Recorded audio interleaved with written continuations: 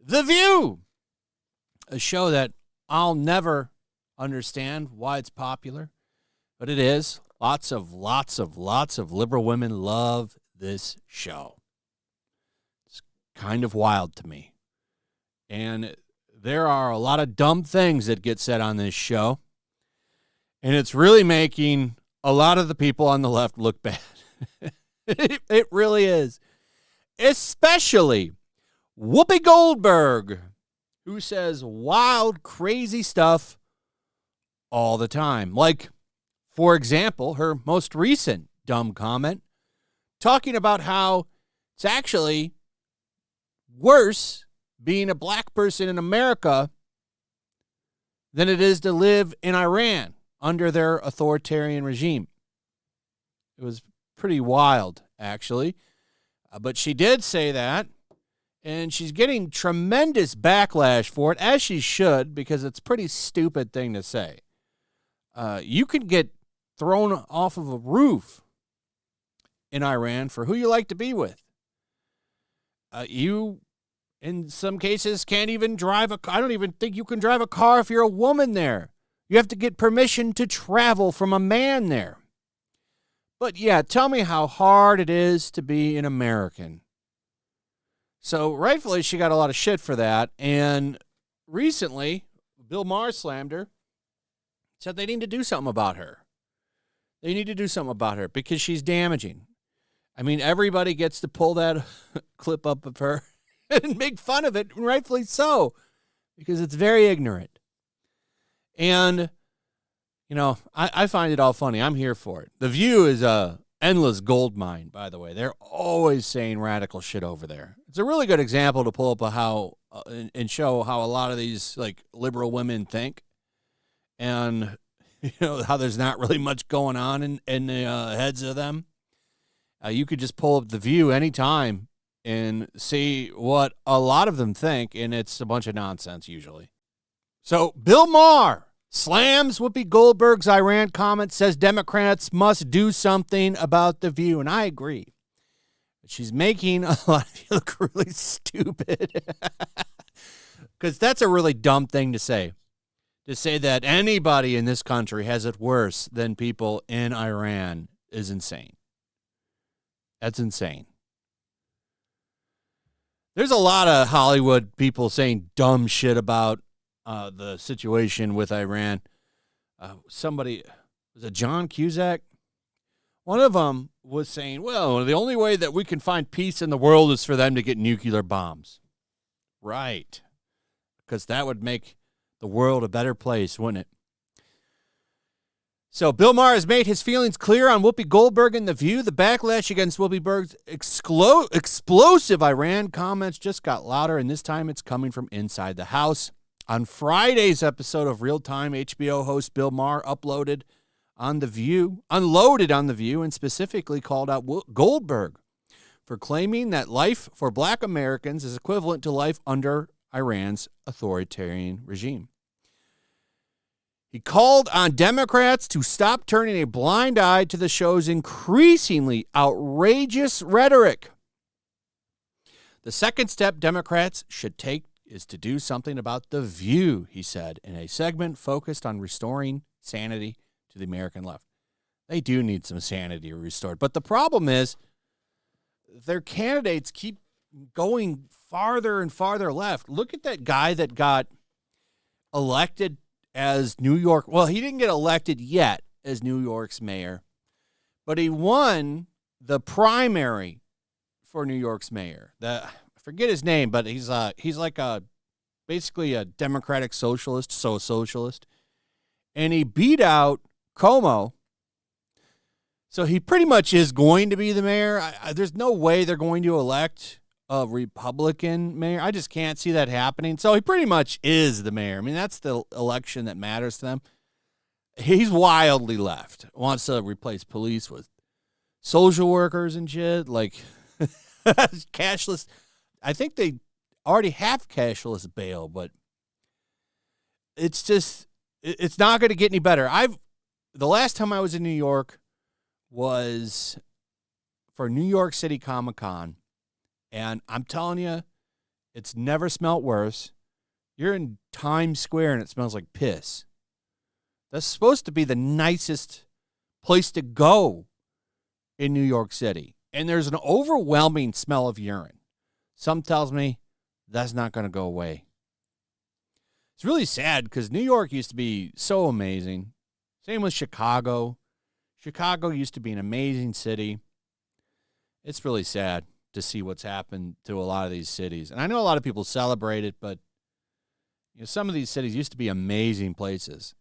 Chicago, especially. I used to go to Chicago all the time, and it's nothing like it used to be. And that's happened relatively quick, like over the past 10 years.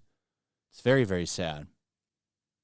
So here's what was said, and this is actually a really good piece here. Maher was joined by Representative Wesley Hunt out of Texas, who gave a calm but devastating rebuttal to Goldberg's claim, one grounded in both personal and American experiences. He said that he represents a majority white district in Texas. And in his district, in the great state of Texas, it is actually a white majority district that President Trump would have won by 25 points, Hunt said. I'm a direct descendant of a slave. My great-great-grandfather, who was born on Rosedown Plantation. I'm literally being judged not by the color of my skin, but the content of my character. It continued, that's the progress, because a lot of white people had to vote for me, a lot. So I don't ever want to hear Whoopi Goldberg's conversation about how it's worse to be black in America right now. According to Hunt, the progress made in the United States from slavery to elected office is not only real but deeply meaningful. He contrasted that with Whoopi's framing, which he said completely ignores the truth of modern opportunity. My father grew up under Jim Crow, Hunt added. He is now the father of a United States congressman. That's America. That's a beautiful statement, and it's totally true. And it gets ignored. I remember before the Obama era, it feels like a lot of this shit that's been going on, like racism, for example, it feels like that was on its way out.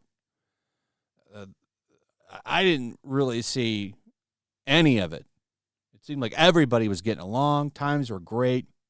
Obama came in, and it's fine if you disagree with me, but it seems like things were getting really good. And then he came in, and things started to get worse and worse and worse. And then, the Trump era started, and the media really pushed that divide. The media and the left really pushed to divide people, probably because we were getting a little too closer together, so we need to push that back and keep everybody divided. Like the media and the establishment, which is the left, they've lost a lot of power because of this shit, but it's like they've done a lot of the dividing over the past few years, and it's been pretty sad. But I think people are finally starting to see through a lot of this bullshit and starting to call a lot of this shit out, which is happening here. It's good to see.